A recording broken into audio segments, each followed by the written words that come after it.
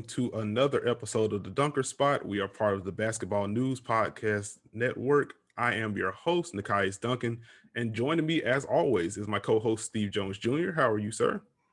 Doing fantastic. Excited to be here. Big basketball weekend. I'm just really happy to be here with you, honorary spinster, Nekias Duncan. A lot of fun. And shout out to all the dunkers out there. Thank you for embracing your bounce once again. I'm excited, man. Actually, I'm kind of overwhelmed. Like, it was a lot. There's a lot going on. We had the whole end of the season, playoffs, and LeBron came back, Nets came back, WNBA came back, Hall of Fame, all that. I'm trying to exhale, man. It's a lot of hoop in a short amount of time. As a hoops lover, I am here for it, but also it's a lot to follow at once. Quick Hall of Fame question for you. Are you relieved that Ben Wallace is finally in? Are you surprised that he's finally in? Nah, Ben Wallace is the Hall of Fame. That defense and helping that team achieve those heights, yeah, I see it. Defensive pillar for a whole era. So salute to Ben Wallace. It just kind of got to a point to where I didn't think he was going to make it. And like, I've been kind of iffy on his case to begin with. The defense is. Let me check his age when he was in the league. Come on, man. He's retired. That doesn't count. That doesn't count at all. Let me just see. No, because I'm just like, the defense is undeniable. I just didn't know how much the voters would weigh the offense in comparison to that. And I mean, that would explain the weight, I feel like. But also, I mean, you can't push back. What is it? 4 Defensive Player of the Year awards. Just was probably the most impactful, at least one of the top 2 or 3 impactful interior defenders of the 2000s, without question. Was a champion, knocking off that 04 Lakers squad, which still remains quite. Would you classify it as an upset? Because I kind of would. Like, I don't want to be disrespectful to that Pistons team, but. Yeah. I mean, I didn't think it was going to happen at the time. So, yeah, I still classify that as a huge run that the Pistons made. I didn't see that one coming. A pillar in the Eastern Conference for more than half the decade, and Ben Wallace was a big part of that. But congrats to him. Congrats to Chris Bosh finally getting in. Congrats to Chris Webber also getting in. A good weekend for Chris's, it would appear. I don't understand why it took so long for Chris Webber, though. That I don't get. Like, he had the college stuff, as short-lived as that was, and he was just one of the best 4s in NBA history. Like, I don't get. He had the numbers. Like, he had some playoff success. What was the issue? Somebody was mad. Like, there had to be a lot of people mad if that's the case. It only takes one, buddy. I guess I don't keep up with the politics of it, but that's kind of absurd that it took him so long. I was kind of sad Chris Bosh didn't make it in last year, but I understood just how stacked this year's class was. I mean, you get Duncan, KG, and Kobe at the same time. It's fine to kind of push that a year or so. But congrats to Chris Bosh, congrats to Chris Webber, congrats to all of the Hall of Fame inductees. As you mentioned a little bit earlier, the WNBA did make its return on Friday. And boy, did we have some fun. We had a couple of game winners / go ahead. We had Sabrina Ionescu hitting the game-winning 3. We had Diana Taurasi in the midst of a poor shooting game. She hits a game-winning 3, and we get what was essentially like a 10 or 15-minute review after that game-winning shot because the clock stopped after it was like kind of a scramble drill. Got a turnover to get to Diana. She pulls up from like 28 and cashes it in. And then they had the review because after the turnover, the clock stopped. So they did not know how much time ran off. So it kind of ruined the moment, honestly. Yeah, when you got to pull out a stopwatch, it kind of changes things. Yeah, like you can't do that. You can't do that. But going back to the Liberty really quickly, opened up the season with 2 games against the Indiana Fever. They are in the midst of a rebuild, I would say. a 2-0 start for the Liberty, though. I remember when we did our WNBA slash NCAA pod with Monica McNutt, you had the Liberty as a bit of a sleeper team. How impressed were you with the squad over the weekend? I was pleasantly surprised. I didn't know they would be able to score like that. I didn't know Laney was that much of a bucket. And, Sabrina came back ready. So it's been excited to see them be able to kind of move the ball, attack. And I think they're kind of on the way up. The rookie's playing well. I think they've got some pieces to make some moves. So that's kind of why I had them as a sleeper. When you have those two playing at that kind of level, they could make some waves. So I'm pleasantly surprised. I will not take a victory lap right now, but I did say they were a sleeper. Not a victory lap, but just kind of chilling in the field right now. Just taking a leisurely stroll right now. Just a reminder. Just say, hey, how we doing? Just a reminder. But yeah, quick shout out to Benaji Laney though. She has been incredible the first 2 games. Just using her in a multitude of ways, using her as a screener, letting her handle the ball a little bit. She's playing well off of Sabrina. They already have some, I guess not 2-man, some 2-woman chemistry. I guess would be the correct way to phrase that. They hooked up on that game winner on Friday night.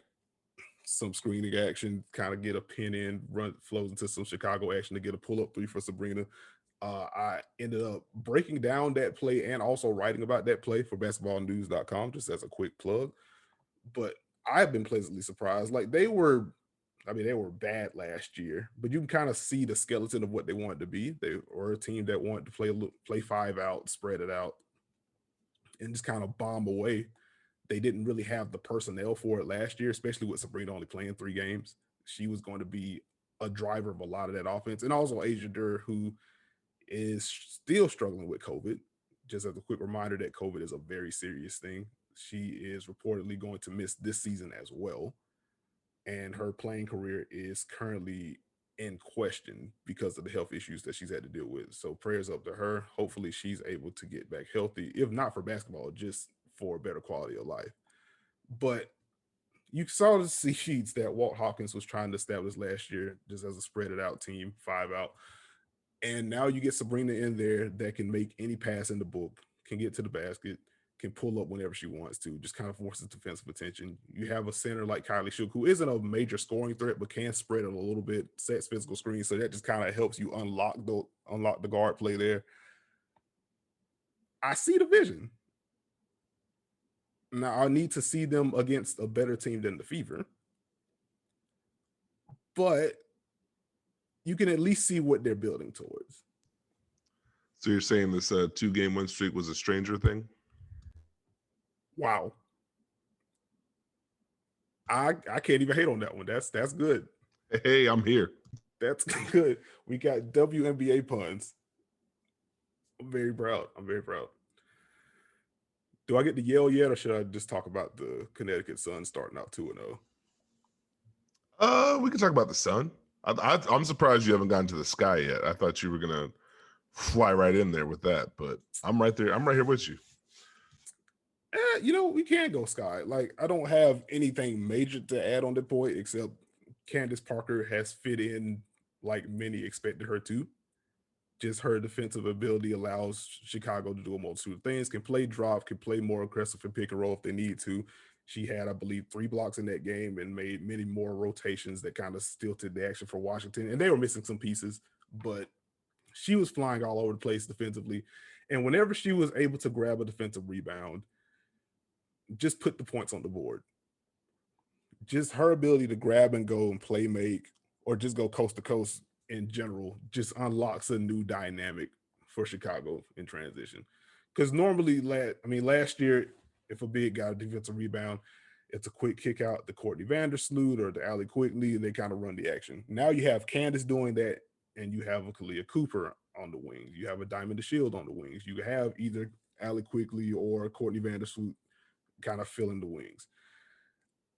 There's only so much you can do as a defense. Like, it's incredibly hard to match up with that kind of talent in transition anyway. You add someone like Candace Parker who can make those passes or get to the rim.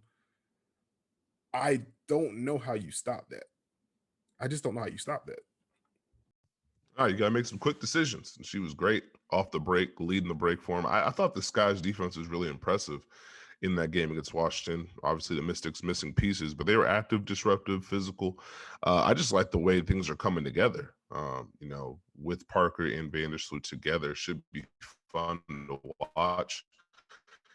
And there were a couple of possessions. Parker sets a pin down for Quigley. Quigley cuts backdoor.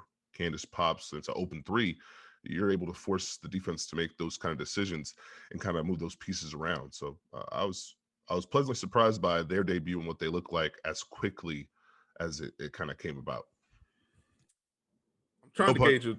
No pun Okay. intended. Okay. I was about to ask. I was like, surely you didn't slip another one in there. That's impressive. But yeah, if that's what Chicago's going to look like in transition, they're going to have all those playmakers in the half court. Now, I already like, to your point, I love the multitude of ways they use Candace. Like they let her handle above the break, work some handoffs. They'd run some slice action, get it down on the block. A lot of it. They opened the game with an empty corner pick and roll with her and Courtney Vandersloot. End up being a turnover, but Courtney Vandersloot would have tremendous slip pass against that switch. Just kind of went off the fingertips of Candace. But like if they can already make those quick hitters, yeah. Like that's like this is the fear because they just have so much. They just have so much talent. I was about to say top end talent, but they just have a lot of talent up and down the board.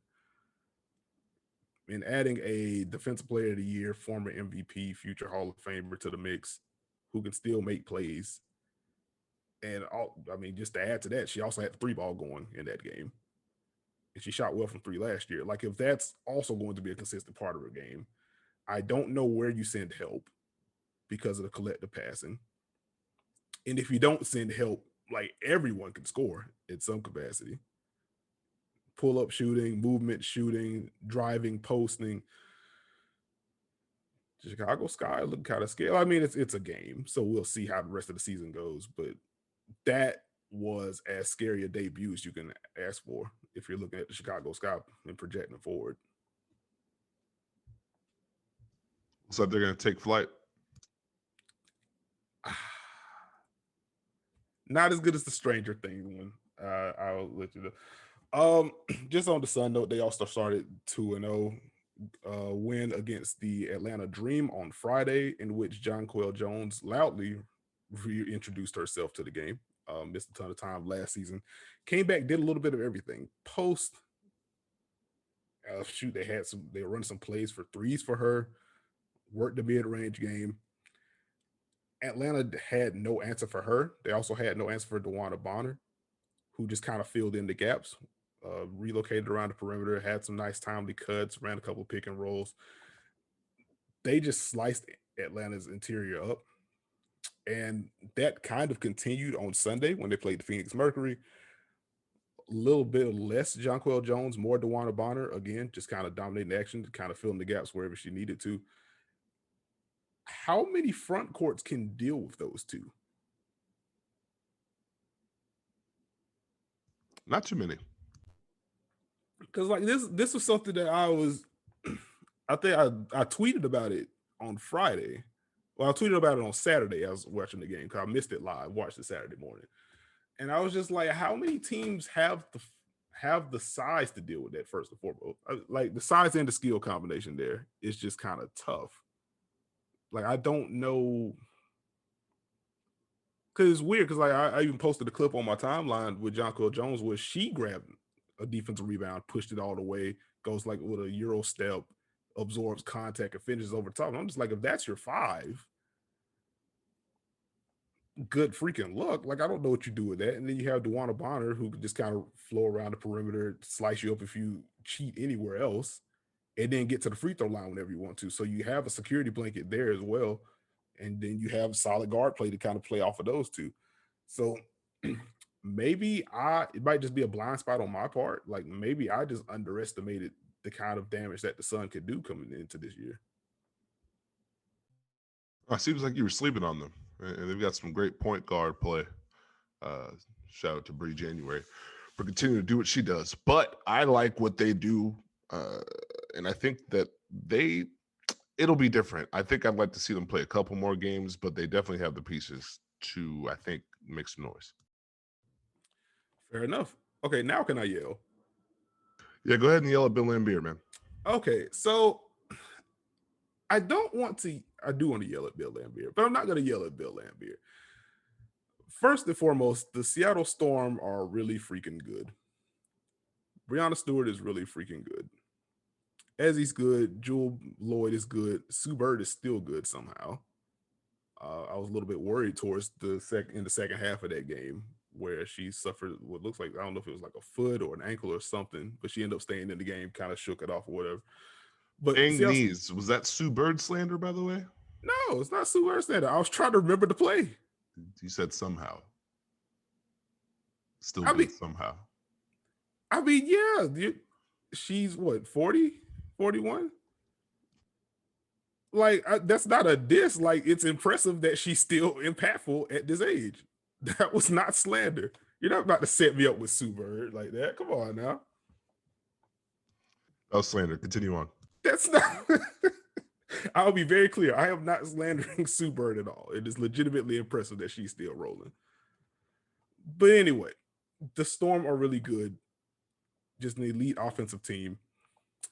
And I'm a little disappointed in what I saw from the Aces defensively. Like, it's game one. They're still trying to work in pieces, most notably Liz Cambage, who opted out of last season. So trying to figure out how to get her touches, get Asia Wilson touches, get Jackie Young touches, get Chelsea Gray touches. She's new to the team this year. It was a lot to work through. That first quarter was very exciting. Our first 56 seconds of the game, Liz Cambage draws 2 fouls early on deep post touches. Asia had the mid-range game going. She hit a 3 from the right wing, which made me literally jump off my couch when I watched. I was like, if How many threes they hit the first half? okay, see, you're already about to rain on my parade. So Asia hits the 3 on the right wing. I jump off my couch. I tweet about it. And that was the only 3 that the Aces made in the first half. Because as fun as the first 7-ish minutes of the first quarter were, the next 13 minutes of the half were not so fun as an Aces supporter, I must say. The Storm really got going, attacking the Aces switches. Made a mini breakdown video about that. The Aces were trying to scram switch, and it did not go well at all. Just quick slips, quick cuts, didn't take much. And once the Aces got in rotation, and that was just it. Ball movement, shooting. Again, the cuts were there as well. Like at a certain point, the Storm got rolling, and then they just could not slow them down at all. So it was not a fun time for me in particular, but shout out to the Storm. Like, they are a freaking buzzsaw. Oh, they're really good. And the Storm just keep coming at you in waves. I mean, when they start moving the ball, they start punishing your mistakes. Once you're in rotation, it's tough to get back. They find the opening, keep moving it, keep swinging it, and then they attack. But just that combination of talent they have, the way that you can use Stewart as far as posting up, ISO, pick and roll, pick and pop, let her handle it, almost mismatch hunt, like they did against the Aces sometimes against those switches. You got Jewel Lloyd attacking off the bounce like she did the other day. You got Canada off the bench. I liked what Katie Lou Samuelson brought to the table on both ends of the floor, as far as being able to defend, being able to be solid, move, hit a couple shots. And then Sue Bird just operating all that. So it's really hard to deal with that combination. And I think the question wasn't, will the Storm be good? It's when will it kind of click? Will they be able to put it together? And it looks pretty darn good to start. So I think the Aces will be fine. I mean, you just can't, some of the things they did, you just can't do. If you're going to scram switch, you have to time it up well. You can't let the defense see that you're about to do it, and then they just find the open person. So it doesn't work that way. Yeah, like there were some pretty I'm trying not to hang on this too long, but there were some pretty blatant examples of poor switching that made it even easier for the Storm to execute. And you just can't do that. You just can't do that. Like, the amount of times that I just saw a guard or a forward just kind of hanging in the middle of the paint, just expecting someone on the backside to rotate over, and nobody rotated over because they were trying to figure out what the heck was going on. If you have championship aspirations, and again, it's game one, not super overreacting, but just in terms of what we saw, like, that's not going to cut it. And this is the team that 3-0'd you last year in the finals. So I just expected a little bit better, especially after the hot start. But again, we'll see how it progresses going forward. I mean, especially when it comes to something like scram switching, like that just takes reps and communication. The positive is that there was a lot of yelling, a lot of pointing. Like they were doing the communicating part. It was just the execution part, which is obviously the most important part of it. But if you got that half, they get more reps and drill it. Bill Laimbeer is a fantastic defensive coach. They do have smart players, so I think they will get better. It was just an ugly showing on Saturday. Wow, you gave Bill Laimbeer a compliment. This must be a new day. Also, Kayla McBride made a couple threes early in her Minnesota debut. What did you think of that?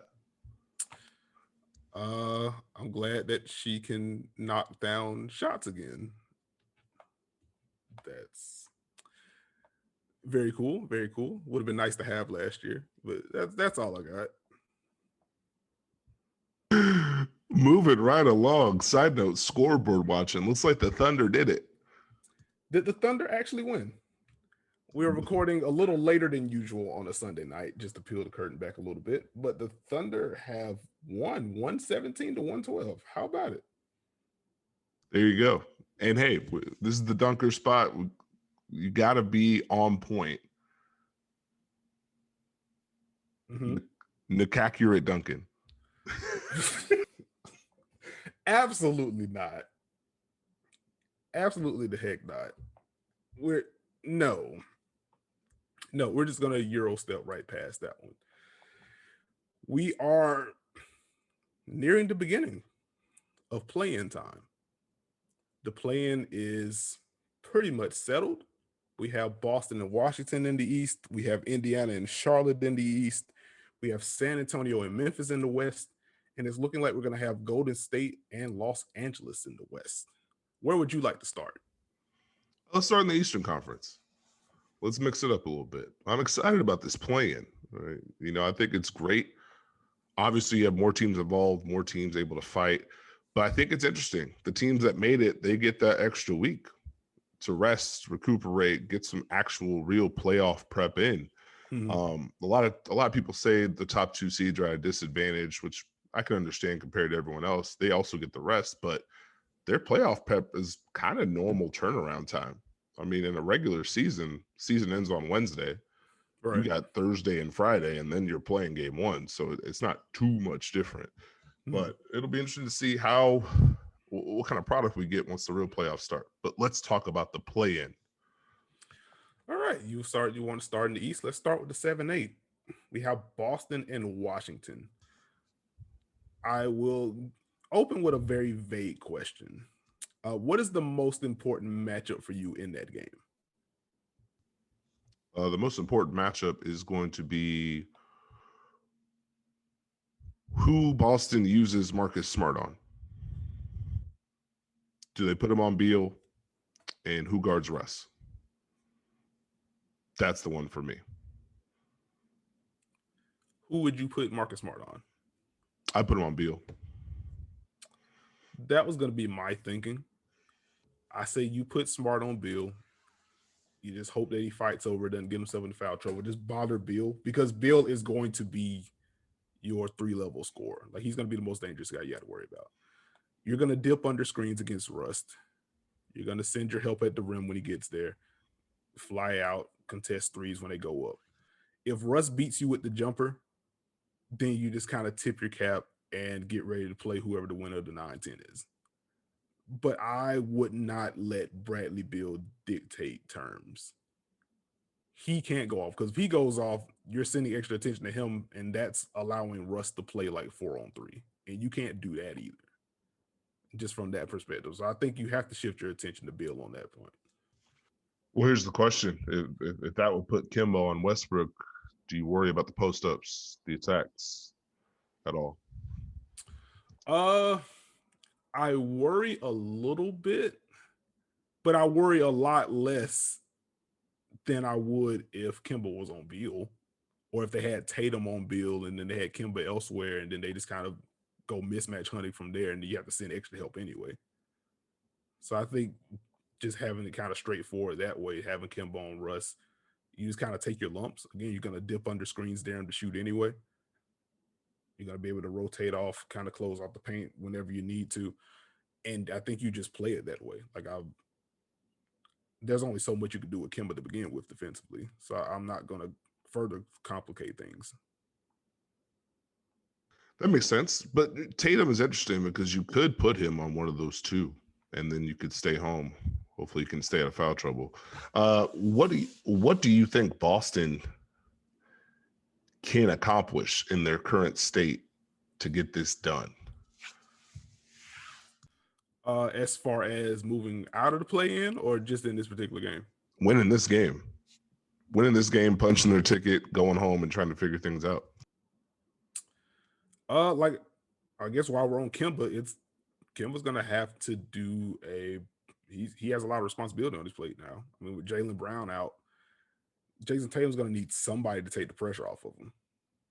And as much as Marcus Smart won't mind being a number two, he can't be your number two in this game. Like, I don't think you want that. You want Kimba to give you some of that downhill juice. You want him to get going and pick and roll, because you want to scramble this Washington defense, which has been a lot better over the last month and a half, but still from a personnel standpoint isn't great. There should be natural pockets for Kimba to attack. Like, this is a drop team with Robin Lopez or with Daniel Gafford. There will be pull-ups available for Kimba. If he's able to knock those down, those bigs will have to creep up. If they do creep up, he can get downhill, and he should be able to beat either of those bigs to the rim, Lopez more than Gafford. And if you have Washington's defense scrambling, they have had, even during the good stretch, they've still had some pretty bad off-ball lapses that you can attack. So if Kimba's able to get both facets of his game going, that unlocks the passing. And if Boston's able to get you in rotation, then they should be in pretty good shape against this team. But they're going to need good Kimba, because Kimba's already going to be a little bit of a question mark defensively. Like I said, keep him on rust, make him dip on, duck under those screens, and just kind of live with what happens, especially even with the post-ups. But if he's already going to be kind of hunted on defense, and he has one of those cold shooting nights on offense or can't get to the free throw line, that puts a lot of pressure on Jason Tatum.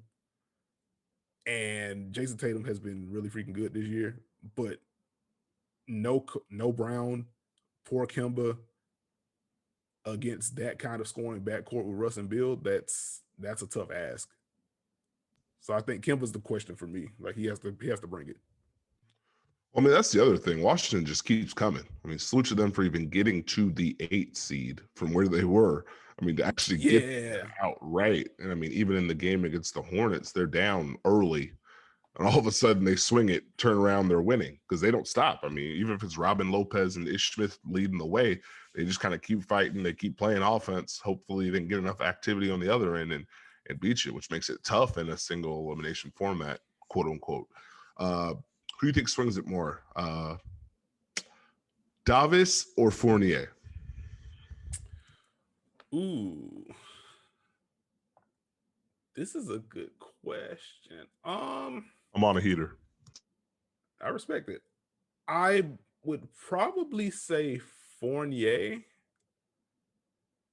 because I think if you're just looking for a wing to kind of replace at least some of what Jaylen Brown brings, like, Fournier would be the option there. And he has been good since he's been back. Like, I don't remember the last time he's missed, honestly. Like, he has stepped up since Jaylen Brown's been down. So if he's able to get going, flying off of screens, kind of relocating around the perimeter, attacking that way, that could be a way to get Jason Tatum take some pressure off of there. I'm kind of wondering how Brad Stevens is going to play the rotation, like how long he's going to play Tatum, because I wonder what that hybrid second unit is going to look like. If it's going to be, Kimba and Fournier running things while Tatum gets a rest, like what those actions are going to look like, who's going to be prioritized at that point. But I think Fournier is the answer, because for Bertans, like, he can obviously light it up from 3, but I do think just the way that Boston defends, I don't know if he's going to have a bunch of cracks to attack. Like, I do think they just kind of switch and stash smaller guys on him and kind of keep him in check. He can still shoot over the top. Like, he is that good of a shooter. But I think just from a schematic standpoint, I don't think he's going to bend your defense in a way that Fournier can if he gets rolling.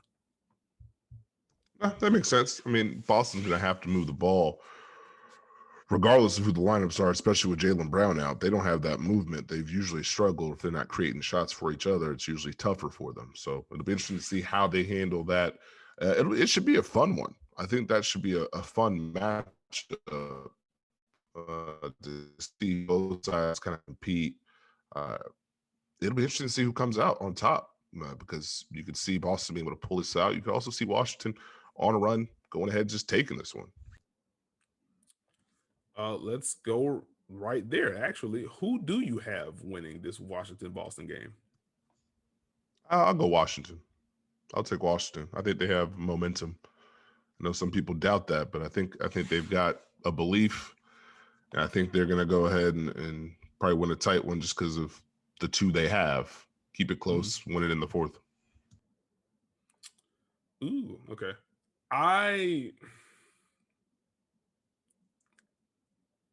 It's odd. I probably have a little bit more faith in Washington right now, just in a one game type setup. I also just kind of find it hard to bet against Jason Tatum this year, though. Because he has been, I mean, he's just been great, period. But even in like these must wins or these national TV games, he has raised the bar consistently. And I do think ultimately, Boston can, if Boston wants to, and I don't know if they're going to do this, but if Boston wants to, they can say, we're going to put Marcus Smart on Russ, we're going to put Jason Tatum on Bill, or swap those two, and cool. We'll live with what happens after that. Who is Washington even putting on Tatum? Rui Hachimura. Which Rui isn't as bad defensively as I thought he would be coming into the league. But like Rui is not a stopper by any means. I mean, who else are you gonna put on him? Yeah, that's kind of my thing. Like, especially with at least since the All-Star break, like Jason Tatum has been a lot better and more aggressive and more intentional about getting downhill and getting to the free throw line. You combine that with what he already brings as like a pull-up shooter, a sidestep shooter, a step back shooter. If Rui gets in foul trouble, like, what do you do if you're Washington? I don't know what you do. And if Jason Tatum has it cooking, it's not going to matter anyway. Just because of the release point, he can get a shot whenever he wants to. So there could be a situation where Rui might play him well and it still might not matter. I would say, I think Washington is definitely playing better right now. I think Boston wins this game because I don't think Tatum lets them lose. And that may be cliche, but I'm putting a lot of stock in what Jason Tatum's done this year. I can see it. It should be a fun one. Definitely going to be a fun one. I'm here for the St. Louis battle between Tatum and Beal. We'll see if Beal's hamstring is right. He didn't really look right in this one. Yeah, that's against the Hornets. Like, I was surprised that he played. I guess I'm not surprised that he played, but I'm also surprised that he played. Like, this was obviously an important game. But also, you typically don't want to play around with hamstrings with a guy like Bradley Beal, who drives the way he does, who is important as he is, first and foremost, but the way he drives, just some of the angles that he takes and how much strain he puts on his legs. Like, Washington isn't Brooklyn. You can't just sit him until 100%. But like, I would hope that he would have been closer to 90, 95% because he looked like he was in the 70s out there. So I wonder what that turnaround is going to look like for him. That's also a variable that could very well swing this game because if Bill is not 100% or if he's out, like I don't think he's going to be out, but if he's not 100%, that's put a lot of pressure on Russ. And like Russ doesn't mind that, but we also have a pretty healthy dose of Russ games to where he tries to take things over and it doesn't go well. So that's very, as well as he's played lately, like that's still very much on the table. I can see it. But you know what else is on the table? What else is on the table?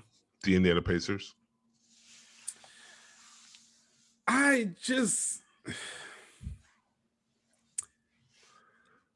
want to be excited for Pacers Hornets. And like in a way I am, because I feel like it's going to be an up-tempo game. But this seems like the play-in game tailor-made for you. It is, if I knew what to expect from either of these teams outside of playing fast. But I don't know what to expect from either of these teams right now. Tempo and points.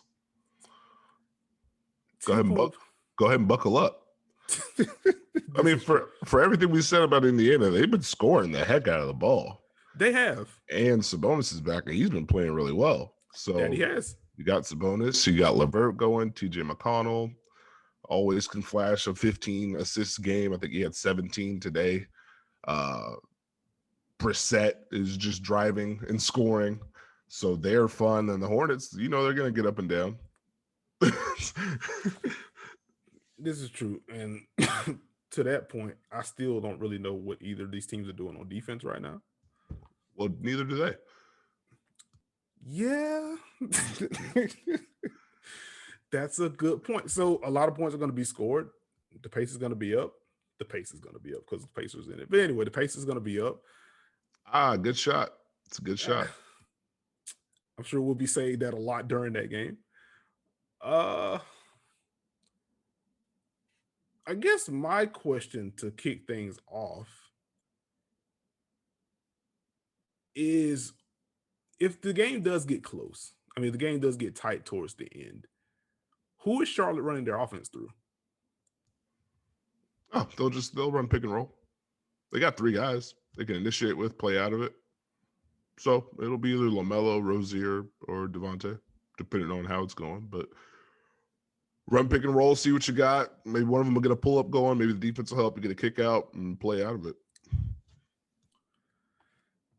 It's just, they do have the 3 guys. They just seem to really prioritize these pull-ups, and it's gotten into trouble in quite a few games, especially recently.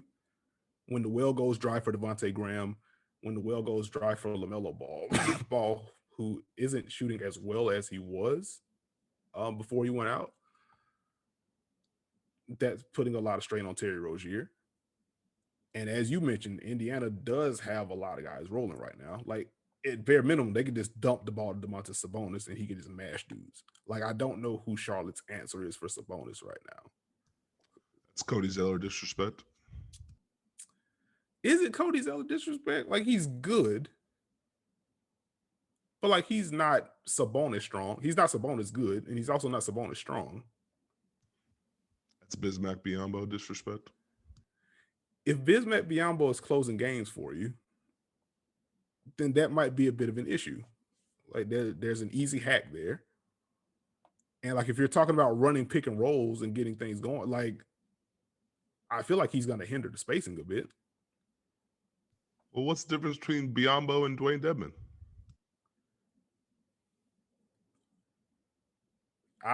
You know what?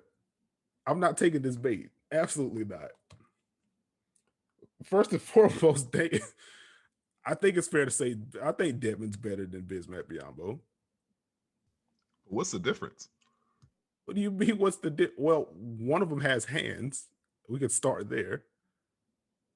That might make things a little bit different if you're talking about running pick and roll. If the guy can catch and also finish.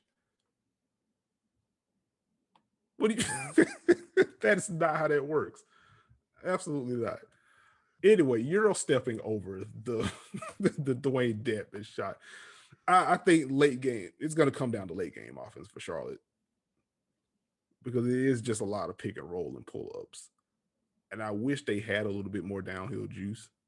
And I think that's really where they miss Hayward as a guy that can kind of create in the mid range and get downhill when he needed to. And they just don't have that guy right now. Like, LaMelo, throughout his rookie year, has made strides getting downhill, but he still isn't naturally that.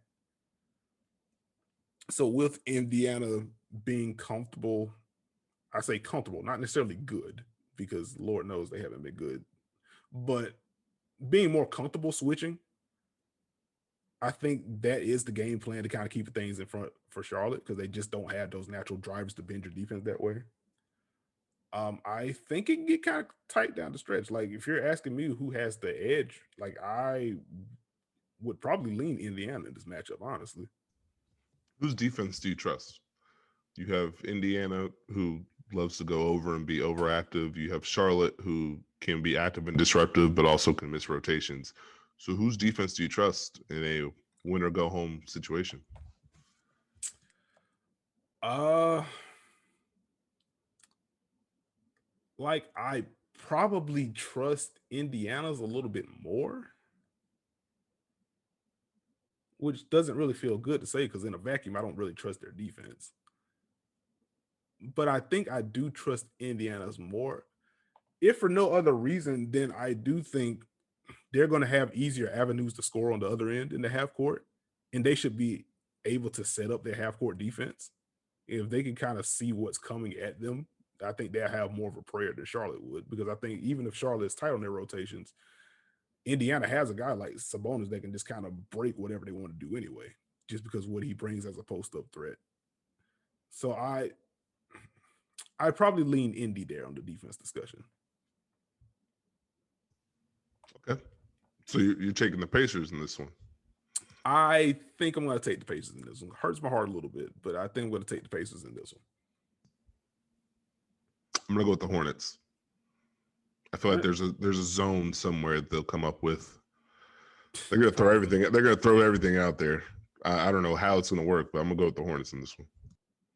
All right, fair enough. Let's move out west. Kick things off with San Antonio and Memphis. You were yelling at me on the timeline about Memphis today.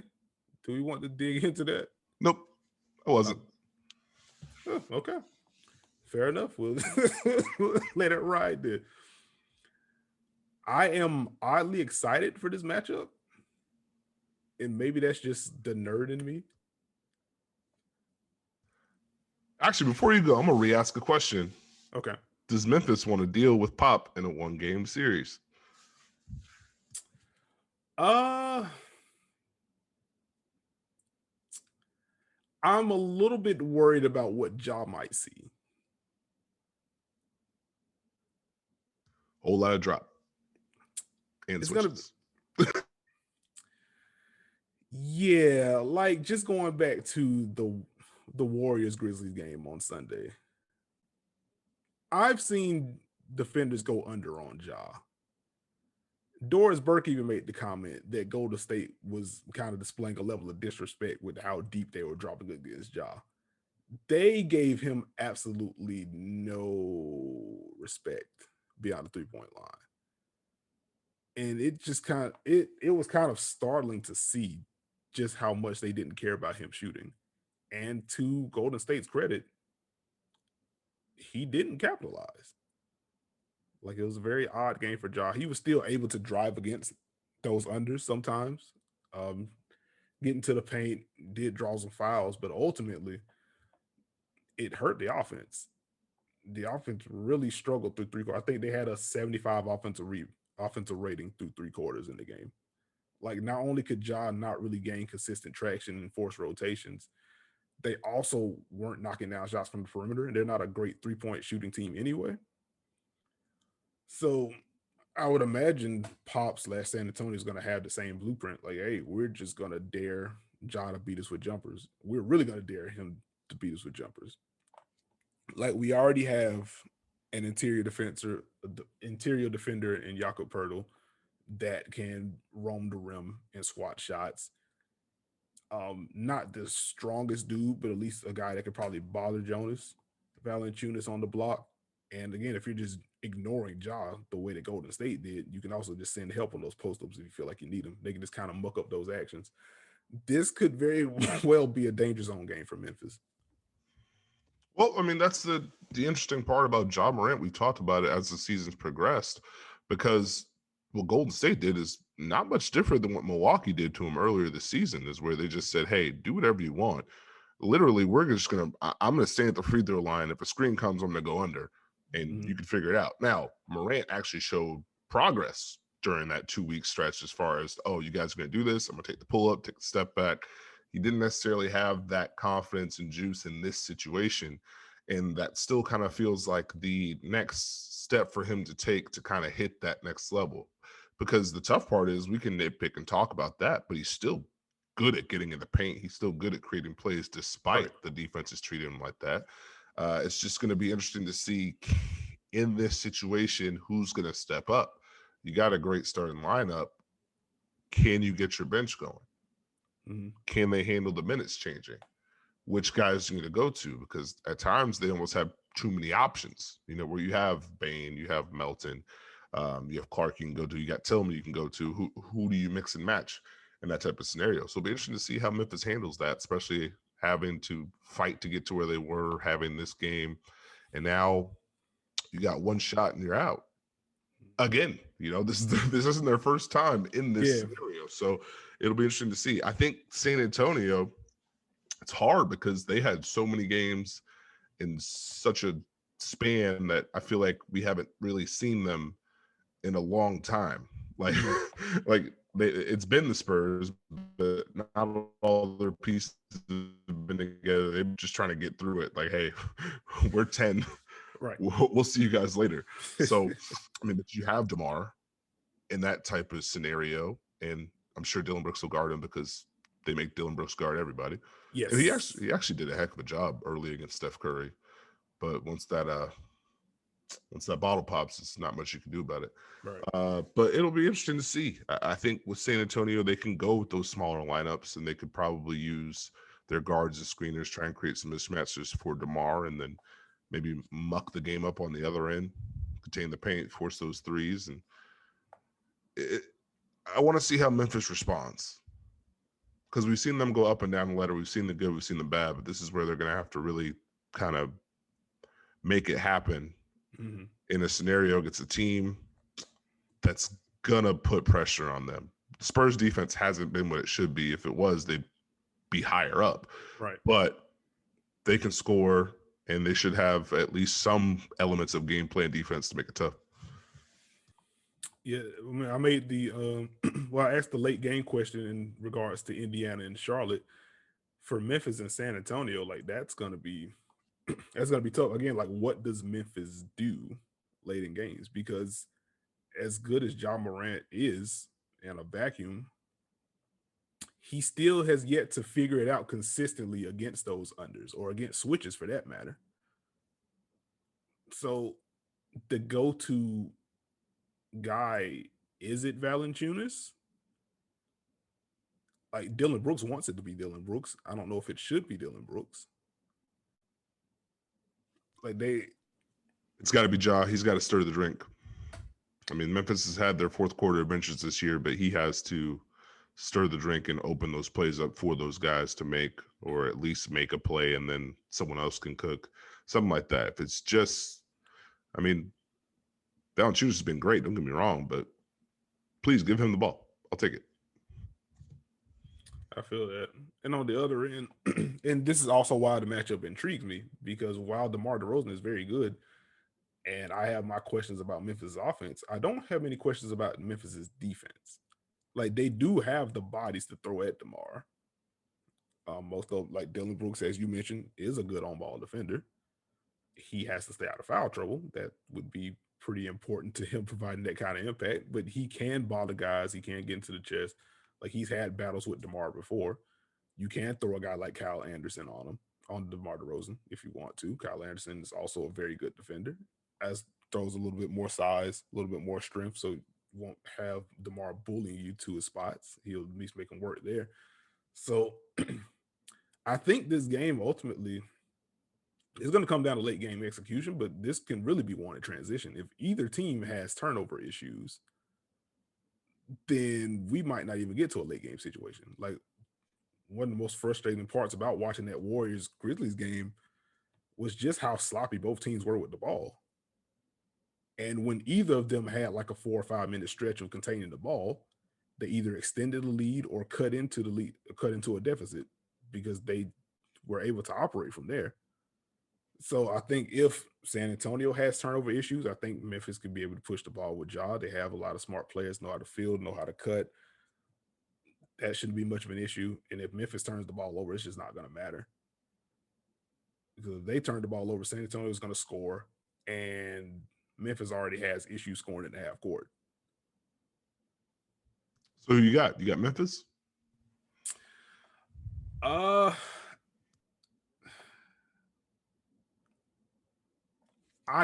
want to pick Memphis. Do it. Pick them. You know, I don't like that. You know what? I will pick Memphis. I'll take the Spurs then. That's fine. I'm sure one of us will be gloating when we do the midweek pod. But I do think Memphis is going to be able to get out and run a little bit. And I also trust Memphis's bench a little bit more than San Antonio's. Which is odd to say when you have a guy like Patty Mills who has like 18 years of experience at this point and this can kind of win you a quarter on a whim. But I do like what Melton can bring. I do like what Brandon Clark can bring. I do like what Xavier Tillman can bring. I think this can be a game in which Memphis pushes the tempo, forces a little bit of forces the hand a little bit. And I do think they have the defenders to bother DeMar. And if DeMar is off, like he's really their best creator. Like Dejounte Murray isn't there yet. So I'll ride with the boat. I'll go down with the ship. I'll take Memphis. Fun fact, they haven't played each other since February 1st.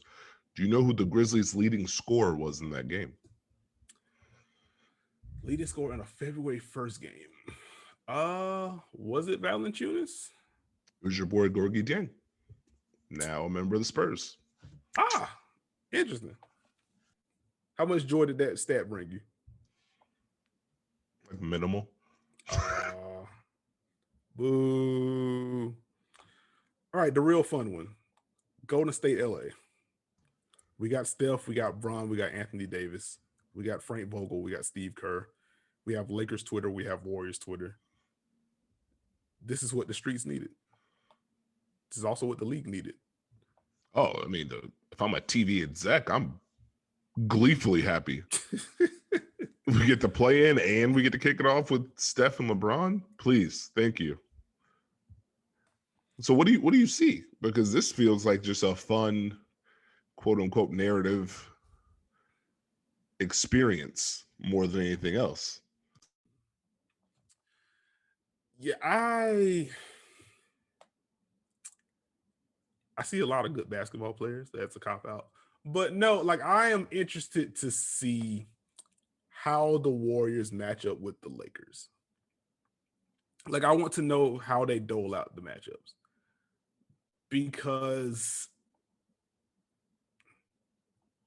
whoever you don't put Draymond on should have some sort of inherent advantage. Like if you're putting Draymond on Anthony Davis, then Andrew Wiggins has been good defensively this year. I worry about a LeBron matchup. And if you kind of toggle it and you put Draymond on LeBron, then is it Kevon Looney on Anthony Davis? Like Kevon Looney is a good defender, but I don't know if I want him defending Anthony Davis in space. And then on the other side, the Lakers do have solid point of attack defenders. Like they do have Dennis Schroeder. They do have Alex Caruso off the bench. They do have Kentavious Caldwell-Pope, who has plenty of experience chasing guys around screens. But also, none of those guys are like Steph stoppers. And it does not take much for Steph to erupt. So this is very much going to be a narrative game. But ultimately, I'm just curious to see how the chess pieces are going to be moved around defensively for either of those teams. I think it'll be interesting. If the Warriors stay traditional, I'd imagine you got Looney on Drummond. They might start Draymond on Anthony Davis, maybe Bazemore on LeBron. I'm not sure. I wonder if they put old Toscano Anderson in the starting lineup. Maybe see if they can downsize to start. It'll be intriguing, but the intrigue is mainly Steph Curry losing his mind and the Lakers being in this situation. And Lakers look better. LeBron looks better this comeback than he did previously. He looks more like himself on both ends of the floor, which is the big plus for LA. That's what you wanted. Getting some more quality minutes out of those three together, and then those bench guys stepping up, playing better. Wesley Matthews actually looks like himself of late on both ends of the floor, which is a plus. And Caruso has been great defensively. But I'm interested to see, they're going to make Drummond come up to the level. And he's been active, but it's going to be a lot. It's going to open some plays up. So how much do we see, Draymond at the 5, empty side, pick and roll, force the Lakers to rotate, that type of deal. For the Lakers side, do we get to see Anthony Davis at the 5? Who's going to be the guy? Because you probably get the minutes out of Drummond. I don't know where else they'll go from there. I don't know if they'll throw big fella out there in this one, although they could and should. They haven't necessarily gone as small as many times. So it's a popcorn game for me. Everyone's going to lose their minds. I'm just going to enjoy the show. Oh, absolutely. I guess to that point, Andre Drummond is going to be a pressure point in this game. Because I think he's going to dictate a lot of how successful Golden State is. Because if he is able to get to the level and kind of disrupt things, then that combined with the point of attack defenders that the Lakers have, again, I don't think nobody's going to stop Steph. But if you can bother him to that degree, and you're looking at actions that you bring a Drummond up to the level of the screen, even if you slip that pass out early, you have Anthony Davis on the back line. You have LeBron James on the back line. So they, more than just about any tandem in the league, can cover a 3-on-4 defensively and be fine if Steph's able to get the ball out early and try to play against that advantage. Those two can swallow up those opportunities easily. If Drummond isn't playable, then you kind of force Brow down to the 5, which that's quite the consolation prize. Oh no, Anthony Davis is playing his best position. The more that I think about the matchup, I feel the Lakers are a better team. They should win this game. I will pick them to win this game. But also, man, Steph can just break things open so easily. Yeah, that's the fun part. But my concern with the Warriors is, kind of the one I've had all season. What lineup can they throw out there where there's 5 threats? Because I'm thinking in my head, as you talked about the weak side rotations, who do you have that's going to make LeBron not sit on the weak side and play free safety? And that's the problem. So if you have LeBron able to play free safety, then Drummond he's got a little bit more room for error because he's got the weak side helping him, right? Which means Golden State won't be able to make you pay quite as much, and then that opens things up for the Lakers to stick around even if Steph gets hot, yada yada yada, so on and so forth. So that's where I would want to see them hopefully be able to find that small lineup so we can kind of at least see some pressure upon the Lakers have to rotate, continue to close out, make multiple efforts. But Lakers defense is kind of built for this type of game plan, but it's still Steph Curry, so sometimes it don't matter. This is true. So I said I'm probably going to take the Lakers in this game. I just think the top end talent is going to be a little bit too much. I think they have more ways to deal / bother Steph than the inverse. Because even if Golden State downsizes, go Draymond at the 5, to your point, they do have to make sure they have that lineup to where you have 5 threats out there. And also, if Draymond's at the 5, the Lakers can just counter with Anthony Davis at the 5. So it would take a Steph nuclear game. That's not completely off the table. But I just think the Lakers have a little bit too much for the Warriors to deal with. It'll be a fun one. The fans are going to win this one. The fans are absolutely going to win this. I'll put it like, I'll pose this question to you. If we record middle of the week and the Warriors have won this game against the Lakers, outside of Steph, who do you think has stepped up in that game to kind of force that hand? Draymond Green and Wiggins. I think it'd have to be Wiggins. He'd have to have a huge game. I mean, I could say like Jordan Poole or something like that, but I don't know. I was expecting you to throw some Jordan Poole love in there.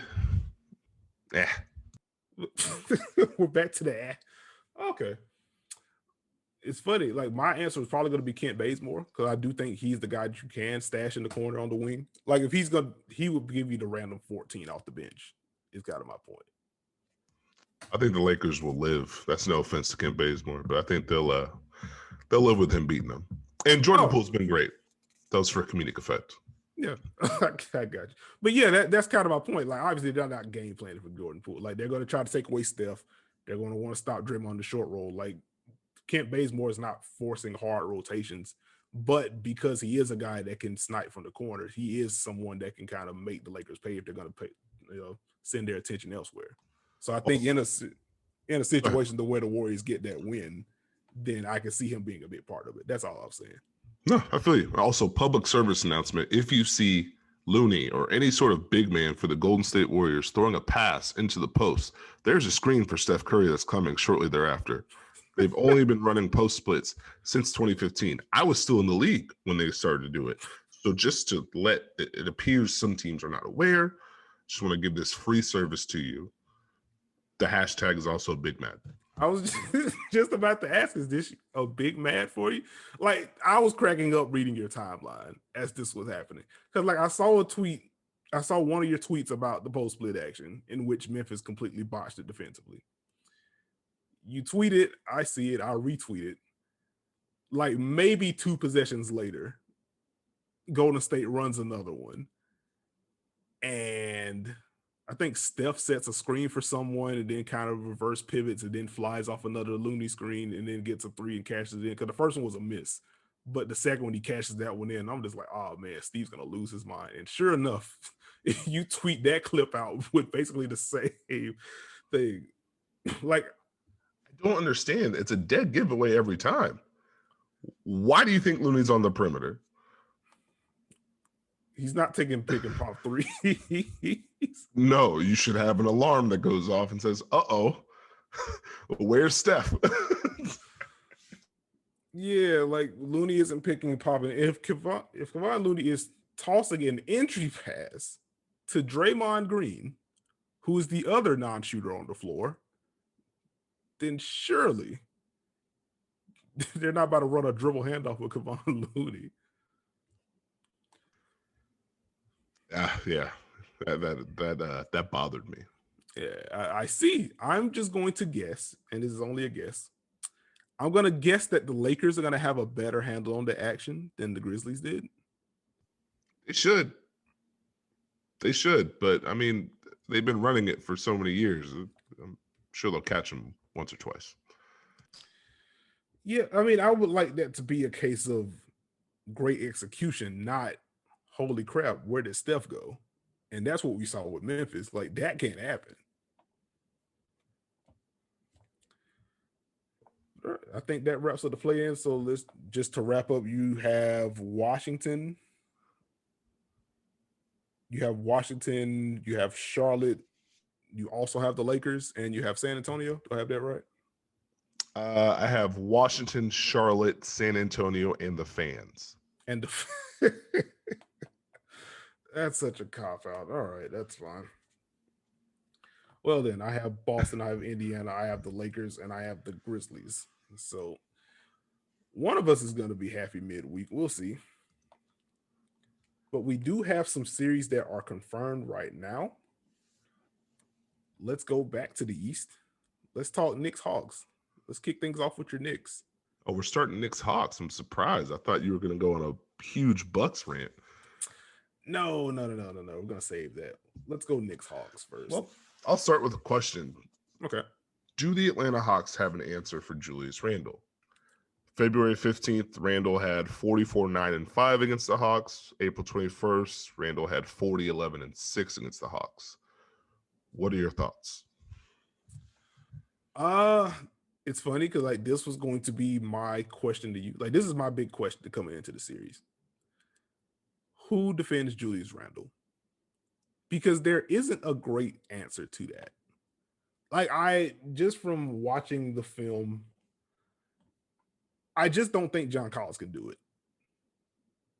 I just don't think like he has made growth defensively, but his impact defensively is going to come on the weak side, kind of flying in for blocks and cleaning the glass in the possessions for you. It's not as an ISO defender, it's not really as a post defender.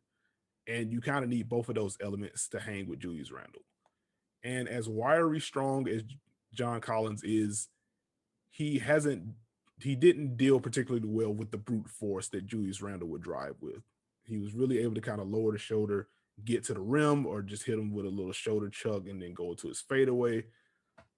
Would get him leaning and flowing to step backs. Just incredible shot making for Julius Randle during the regular season series.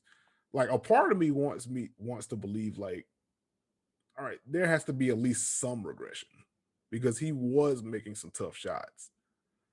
But also there's something to be said about Randle getting in that kind of rhythm. And John Collins was a part of Randle establishing that kind of rhythm. So I don't think Collins can do it. Like I think their best bet is going to be some front court cross matching.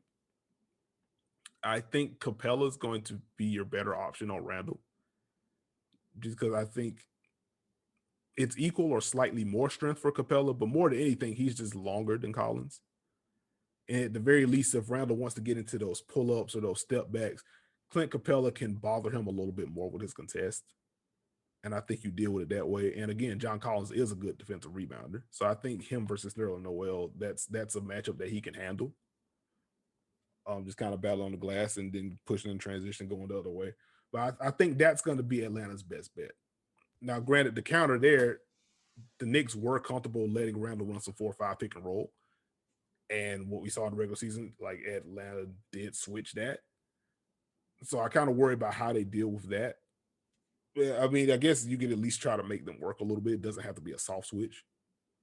But I think if you're just asking me what the matchups are going to be, like, I think you have to get Capella that matchup because I don't think Collins has the horses for it.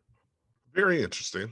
I too am worried about Collins as far as the strength goes. You know, does that open up the face up, the jab, the drives, the post moves for Julius Randle, the fadeaways, let him get in his bag there?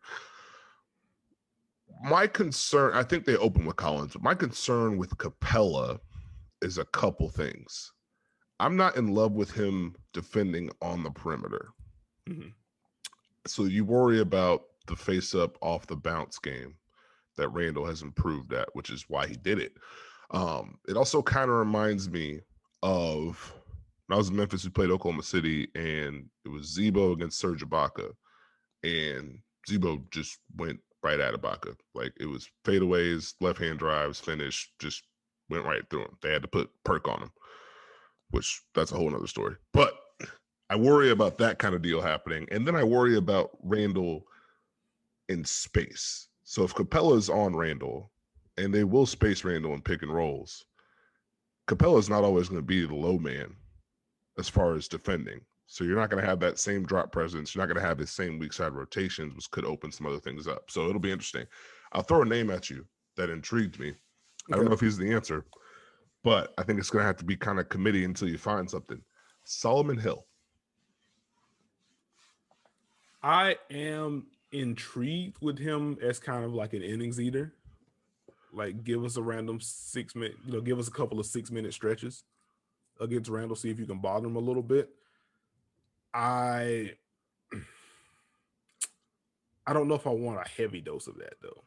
Well, what he does is he answers a little bit of the perimeter activity as far as being able to handle off the dribble. That's the problem true. is I think Julius Randle thinks he can just shoot over him at any point in time, which opens that up. So how much is the activity worth? So I think you kind of have to give him multiple looks. You got to try and keep him out of rhythm. I think it'll be one of those three guys. They probably start with Collins, but it'll be interesting to see how they handle that. How much do you think they double him? I think they're gonna double him a good bit. At the very least, I think they're gonna show like some aggressive nail help. Maybe it's just a stunt and then a recover out. Maybe not a hard double. Because Randall, at last check, I have to look at PvP stats. But at last check, I think he was leading the NBA in corner 3 assists per game. Like not too long ago. That's probably, I checked that like 2 or 3 weeks ago, so it's probably changed by now. But the fact that he's up there just kind of highlights where he's getting his assist, and that speaks to where he's getting touches and where he's getting doubled. You get him on the block, he's just making that weak side skip every time. He's very good at making jump passes. Difficult thing to do, but he's good at it.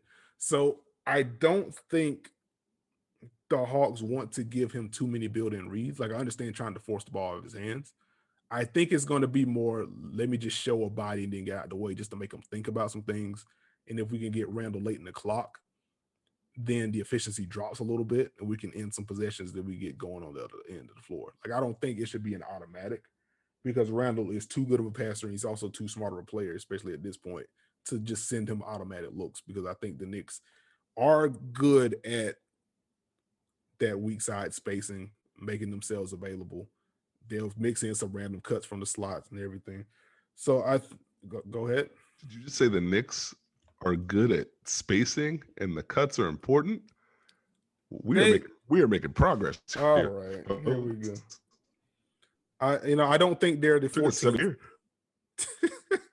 I don't think they're the 14 Spurs like you do, but they do what they can with the personnel that they have. That's all I'm saying.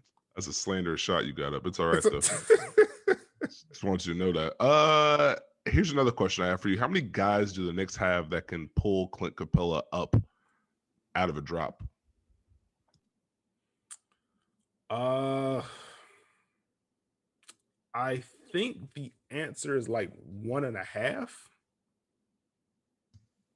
Who's the 1.5? Like up to the level in pick and roll, correct? Yes. Because I think Quickly is their best pull-up shooter.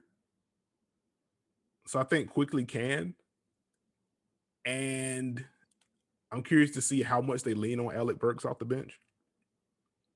I think he would be the other guy. Because like while RJ Barrett can make plays at pick and roll, is going to be as a driver. Derrick Rose can make plays at pick and roll, is going to be as a driver. So Capella's going to drop there. I think Burks / Quickly are going to be the two guys that can really bury you from deep if they get going. And like Reggie Bullock isn't initiating pick and rolls like that, so I don't really worry about Capella in that stage either. Okay, I'm gonna lob you up one. How important is Trae Young in this playoff series? Very important, and I will tell you why. I think Trae Young is very good. Like, I think he is worthy of an all-NBA team selection. I think he's been that good. He's been that important to Atlanta, the driver of what they've done. He was not good against the Knicks during their regular season series. I think Elfrid Payton did a good job of getting in his jersey. I think New York's bigs were pretty active and not giving him easy reads getting downhill. So it was a lot of, pretty much stopping on a dime, trying to get foul calls that way or leaning into that floater. Last year, Trae Young had the most effective floater in the league. This year, it has been very uneven. And if Trae Young doesn't have the floater going, then it's a bit of a problem.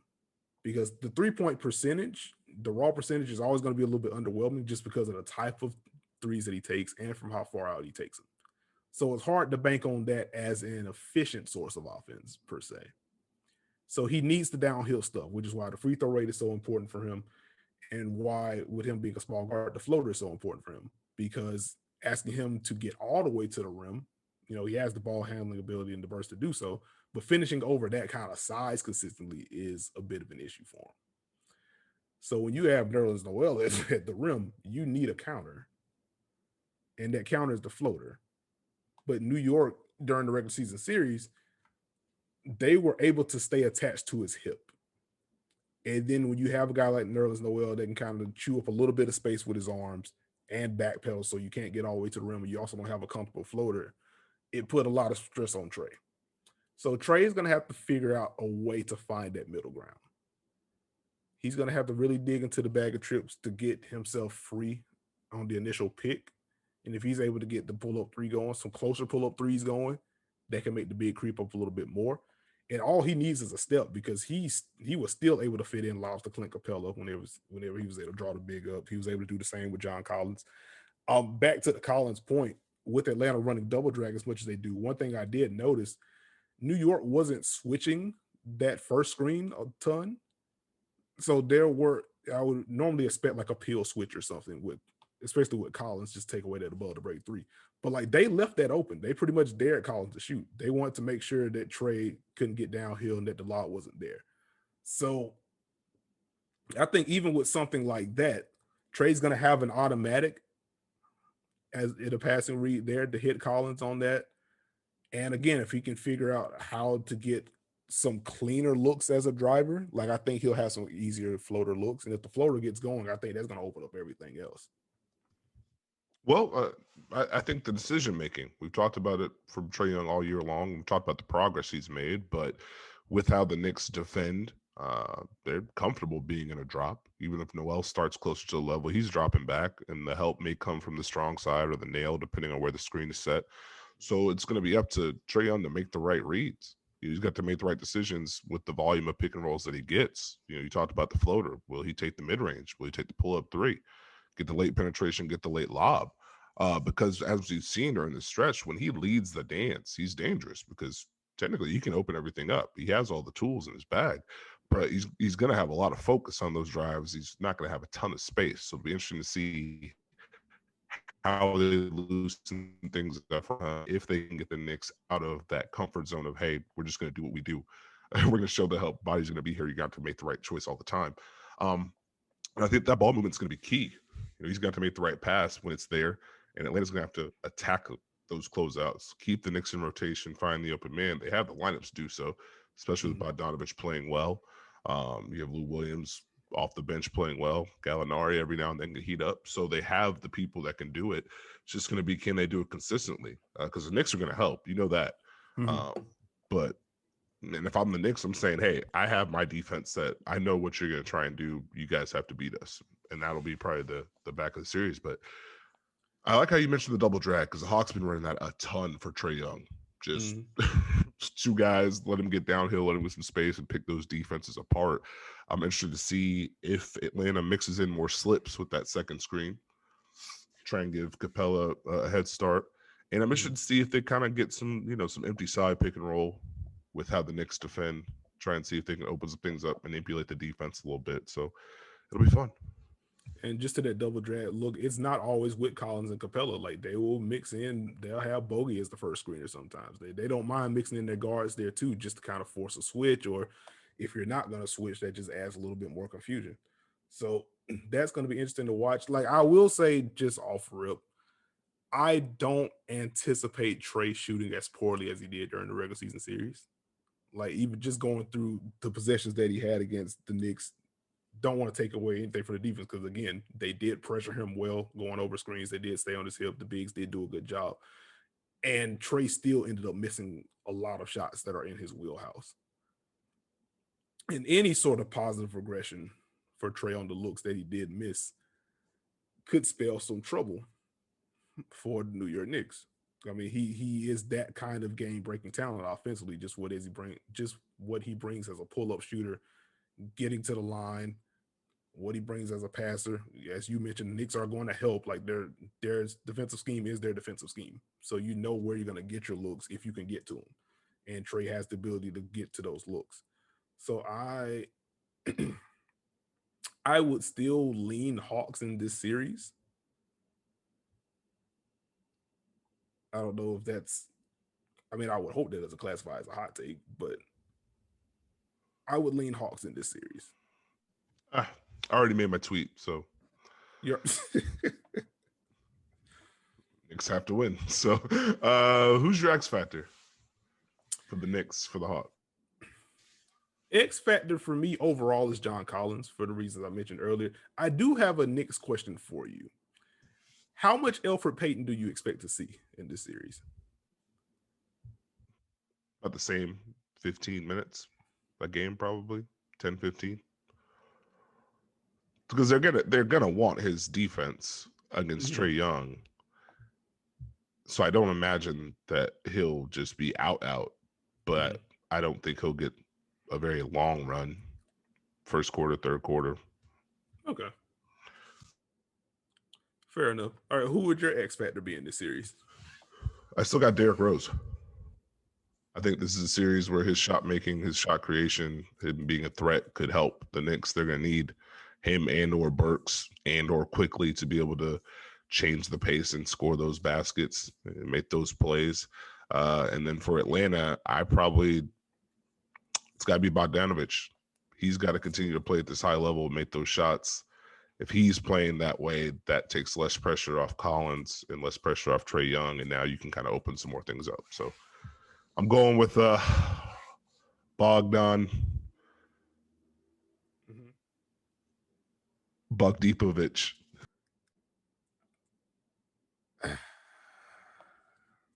Okay. Well, let's move. Actually, from there, we'll move to his former team that actually isn't his former team, the Milwaukee Bucks, who are slated to take on the Miami Heat in a highly anticipated 3-6 series. I cannot wait to hear what you're going to say. You are backed into a corner, sir. Am I backed into a corner? Loki. Like, I Yep. feel like I'm.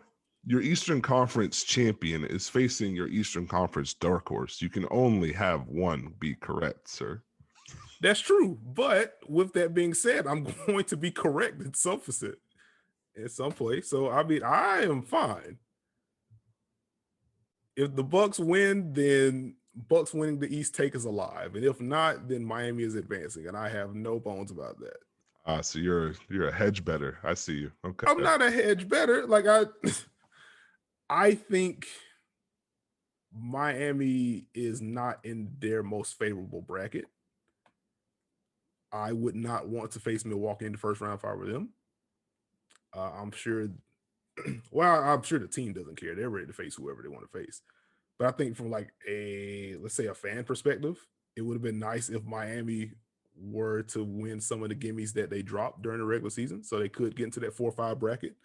Because I do think if they were able to face one of Atlanta or New York in the 4-5, and then potentially face a Philadelphia in the second round, like I think they have a pretty clean Eastern Conference Finals pathway there. But now they have Milwaukee in the first round, and this is not the same Bucks team that they mollywopped in the second round last year. Giannis is better. Chris Middleton is very good. Drew Holiday is much better than Eric Bledsoe and is also very good. Wow, you just took Eric Bledsoe out. He's just in I mean, Cancun. You just took him out. so does Stan, but I this is I think it's going to be a fun matchup because I do think Miami still has some pathways to attack Milwaukee. Just going through some of their dribble handoff possessions earlier today. The Bucks still aren't bringing Brook Lopez up very highly. So I think that leaves Miami open to some Bam Adebayo, Duncan Robinson dribble handoffs or any kind of screening action there. They're going to have built-in looks, and that was the problem last year. You can't give Miami automatics with the kind of movement shooters that they have. So I'm curious to see if Bud adjusts because there have been some hints of Brook playing a little bit higher this year. It's kind of waxed and waned, at least over the last couple of weeks. It seems like Milwaukee's kind of gone back to their base more than anything. Still switching more than last year, but a little bit less than they were switching earlier this season, which is a little bit confusing. But I'm curious to see. I mean, this is money time for Bud. If I want to throw out an X factor early, it's going to be Bud.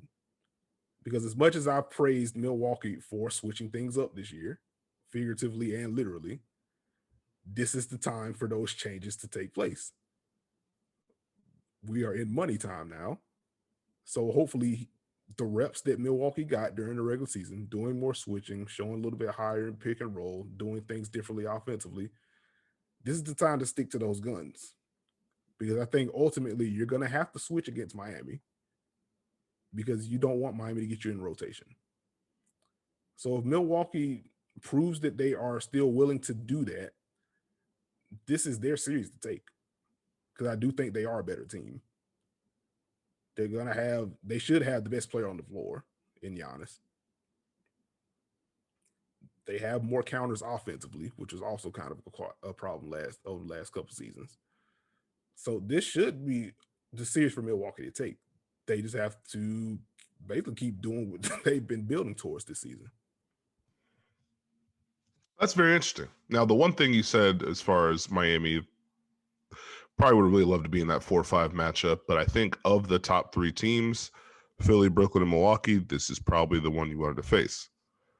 Now their path is going to be extremely difficult. In theory, to make it to the finals, you have to beat all three of them, which is going to be tough. The question I have is, does Miami have to change anything game plan wise?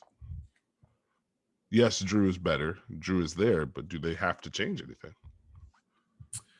I think they do on the margins. Like you can't you can't duck under picks against Drew the way that you could with Eric Bledsoe. You still can dare him to shoot, but like that's more of a losing proposition. Like Miami just didn't care if Eric Bledsoe shot. Ducking under Drew Holiday means he's fine at this, but he's better at the driving. So this is a lesser of two evils. And I think there's a slight difference there. So I wonder about how they're going to play Drew, because not only can he get busier in pick and roll and make better decisions and quicker decisions if he gets downhill, he also gives you the post-up threat. So it's not even like you can just stash a smaller guy on him and divert your attention elsewhere to Giannis or Chris Middleton or whatever. And not to take too much from the result of the Bucks Heat game over the weekend, but I guess something else to watch for is that Brook Lopez, at least in that game on, I want to say Saturday, he posting up a lot. I think if I remember correctly, he did not take a three in that game, which is interesting.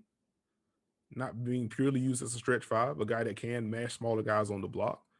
So if that's a wrinkle that Milwaukee is open to going to, that's going to change the way that Miami might want to send extra help to Giannis if they want to do that. Because one of my early thoughts was Miami has the ability to say, all right, bam, take Giannis. We're going to put Trevor Ariza in his 7'2" or 7'3" wingspan on Brook Lopez, and if they want to post him up, then fine. But if Brook Lopez is going to be that good at it and that willing to do so, then I think they might have to play things straight and just kind of use Trevor Ariza in the Jay Crowder role from last year and say, hey, just eat up these positions against Giannis. You might not stop him, but at least bother him a little bit. And with this version of Giannis, I don't know if that's going to be enough. I mean, I still think they'll build the wall. They'll still switch. They'll still show help. They'll force the kickouts, live with what they got. Another question I have for you, because I'm letting you go off on this one. I'm clearing out on this one for you. Okay. How much of what Milwaukee did this year, as far as making adjustments, was for this series? For this specific series,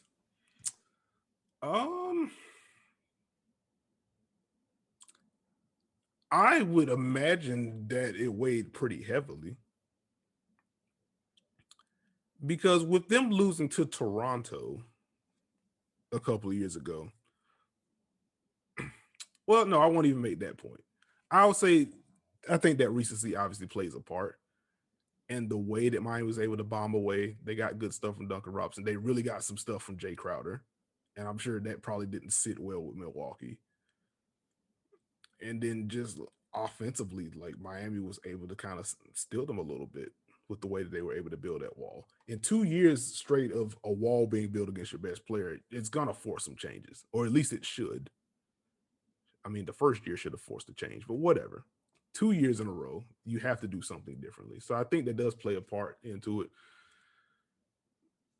And even just the way that Milwaukee lost the series. Like that game one where Jimmy Butler just announces himself as the best player on the floor where an MVP was also on the floor. Like that also had to leave a pretty poor taste in the mouth there. So I think it definitely plays a part, but ultimately Milwaukee needed those changes anyway. Yeah, I was just curious because as I was watching a little bit of that Bucks Heat game, I was looking and I was like, so maybe that's why they went to the dunker spot spacing. Because as Giannis had a post up, they were showing help, but the help on the backside was a small. So you're sending help to Goran Dragic instead of having one of your longer guys there, which intrigued me. Um, who is it more important for Miami to stop, Chris Middleton or Drew Holiday? I think it's more important for them to stop Drew Holiday because I think ultimately, I think Jimmy Butler's Miami's going to switch and trap all over the place regardless. But I think just from a matchup standpoint, like Jimmy Butler is going to get the Chris Middleton assignment, I feel like. And I think they're going to be okay with Jimmy Butler on him. And even if you're subbing a guy in, they're going to be okay with Andre Iguodala on Chris Middleton. Middleton's a better player. He should still be able to shoot over the top. But just from the archetype, just from the wingspan, just from the IQ, like Andre Iguodala is going to be in his airspace at least. Miami's guard defenders leave a lot to be desired. Let's just put it that way. So this is a series that Drew Holiday could get busy in. And if Drew gets going, then yeah, I don't know what else you do because Chris is going to knock down his mid-range jumpers or whatever, and Giannis is Giannis. If Drew is also pushing the triple for you, like there just isn't much you can do at that point. All the adjustments that Milwaukee has made, all the improvements they've made, does any of it matter if Miami just goes zone? That is a good question. On a heater, folks. On a heater, I get it. But I think it still matters. Like I think Giannis in particular getting a little bit better in that mid-range area is going to help. He can just kind of flash middle, and he's a dribble away. He's gotten more comfortable with the mid-range jumper in general.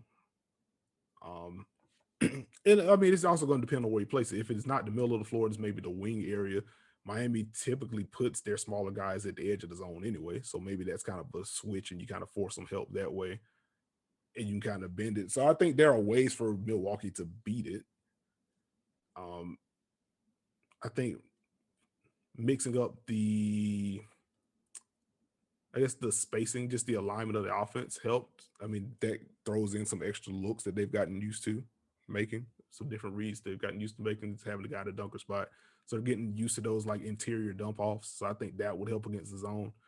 So Miami could bother them in spurts. I don't think that's a solution against Milwaukee. Solution maybe not, but if you have what you do against Giannis, you're able to mix zone, you can throw different looks, keep him off rhythm. There's a world where that could happen, potentially. Now, you mentioned that you want to see Milwaukee be able to make the adjustments. And my question is, can Miami do enough to make Milwaukee feel that pressure? Can they force enough offensively to force Milwaukee to adjust? I think they can, especially since the offense is humming now. Like the big variable in all this, Milwaukee won the season series 2-1. They played twice in December. I think it was Milwaukee's fourth and fifth game of the season. So the teams are wildly different from then. And then you had the matchup on Saturday. But Jimmy Butler did not play in any of those games. So like there's only so much to take from that to begin with. But just to answer your question about the adjustments, like the main thing that comes to mind is the switching. It's encouraging that Milwaukee has switched more because they need to learn how to do it. It has been a bit wonky at times. And if there's a team that can kind of slice you up with slips and cuts, it would be Miami. And if they are switching, especially if they're soft switching, Jimmy Butler does not mind mismatch hunting. Bam Adebayo very quietly has gotten a little bit better at mashing smaller dudes on the block. So that could be something. And depending on the lineup Milwaukee has out there, like they do love them some Bryn Forbes off the bench, Miami might have some guys to hunt. So there's absolutely a pathway to where Miami rolls offensively to the point to where Milwaukee has to do some different things. Interesting, because I feel like that would be kind of a victory for Miami. If they Mhm. can make Milwaukee adjust and now they're searching, it's kind of a good thing for the Heat. One thing that intrigued me, PJ Tucker was guarding Tyler Hero last time they played, which was yesterday. Mhm. How do you feel about that? I don't love that. And Why? it was just weird to see. I think it was more weird because like there were some pick and roll possessions with Tyler Hero with PJ Tucker defending him, and PJ Tucker's like fighting over the screen. I'm just like, why do you have PJ Tucker in the game if you're not just gonna switch things with him, especially if you're gonna put him on a guard? Because I would imagine the reason you have him on a guard is so you can just kind of switch and take away those openings. So that was just kind of weird for me to see. All pressure. PJ Tucker guarding Tyler Hero said a lot to me. It tells me Milwaukee is saying, you're not going to do it. You specifically. Hmm. We're going to put PJ Tucker on you. You're going to have to deal with that, my guy. I feel that. And you're going to have to figure that out, Tyler Hero. But we're not going to let you be a part of it. And for Miami to get this done, they need Dragic, Hero, and Duncan humming and able to stay on the floor, Mm-hmm. playing on both ends. So when you have Drew Holiday who can mismatch Hunt, you have Chris Middleton who can mismatch Hunt. And that was partially the big thing I thought was missing from Milwaukee's attack last year. They decided not to do that until it was too late. And now you have a guy like PJ Tucker off the bench who could potentially bother one or both of them with the pressure and the activity. It intrigued me. I was like, huh, that's interesting. But yeah, those are my questions. Who's your X factor for you? X factor for me on Miami side, I think is going to be Goran Dragic, especially if if we get to the point to where Milwaukee is just going to drop Lopez and Bobby Portis. They're going to need Dragic to get downhill and make some plays in the intermediate area. Like he's going to have the floater going. He's going to have that elbow jumper going. He's going to have the lob chemistry on deck with Bam Adebayo. Because if he's not bringing it offensively, if he's not bringing it offensively, he's going to get hunted on the defensive end. He's going to have a time defending Drew Holiday if that's what it comes down to. With Milwaukee mismatch hunting a little bit more, if they try to stash him somewhere, they will find him. So they're going to need him to give them a solid like 15 and 6 solid shooting splits. Doesn't have to be those specific numbers, but he has to bring that impact as a pick and roll ball handler. Because he's also a guy that's going to help take some pressure off of Jimmy Butler. Because you know what the defense against Butler is going to be. Like you know they're going to switch, or if they are going to stay, or if they are going to try to defend it with two, you know they're going to duck under and dare him to shoot. So like Goran Dragic is the guy, the established guy anyway, that you have to kind of go over screens on. And he can kind of make plays for you that way. So I think so much of Miami's season, I mean, particularly making the Victor Oladipo trade, is trying to make sure that Dragic was healthy for the stretch run and making sure that they could rev things up with him later in the season so he could piece things together offensively. So if that's all for naught, then we don't have much to talk about. Who would your X factor be for this series? Oh, I'm going super obvious, but to me, I think they're the most important guys. For Milwaukee, has to be Chris Middleton, has to be Drew Holiday. They're going as far as those two guys take them. Giannis is great, don't get me wrong, but if those guys aren't right, aren't scoring, aren't those kind of factors, aren't humming, it gets a little trickier for Milwaukee. And then for Miami, it's got to be Dragic, Hero, and Robinson. They have to show up. They have to make shots. They have to be able to defend. They have to be able to be on the floor. It just opens up the lineups for them. So those guys have to play well. So that's what I got. So you got Bucks in 4 or 5? Jesus. I don't have them on 4 or 5. I have Milwaukee in 6. tightly contested series, but I ultimately think Milwaukee's the better team. I think the adjustments that they've made are going to make them more equipped to deal with postseason basketball. I just think there are too many holes that can be poked in Miami to feel comfortable picking them in the series. Would not be surprised at all if they pulled it off, but I think Milwaukee has the juice this year. I mean, you picked them to go to the finals, so I'd hope you'd say that. Yeah, this is true. They are still my finals pick. Who would you take? I think Heat in 6. Heat in 6. Okay, I'll bounce one off of you then. If Miami does win this series and Milwaukee goes home in the first round, how trying to figure out the correct way to phrase this. I just want to know like who's going to be on the roster next year for Milwaukee if they lose in the first round after all of this. Everyone. No, I mean here's the thing about this series. Miami doesn't have a very large margin for error. Mm-hmm. So A, B, C, and D have to happen for them to pull this off. Milwaukee has made the improvements to where they should go ahead and take this. And I'm sure they're going to be locked in on both ends. Just even in the way they played that game with Jimmy out yesterday, they seemed very focused and intent and wanted to win that game.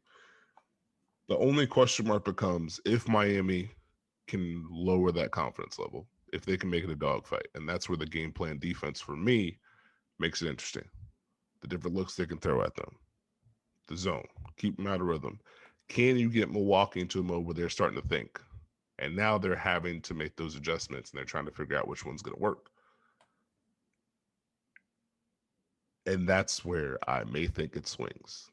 So I wouldn't be surprised the Bucks advance, but I think it's hard for me as a defensive guy to go against Miami's defense. So I'm going to trust Miami's defense right now. Okay, fair enough.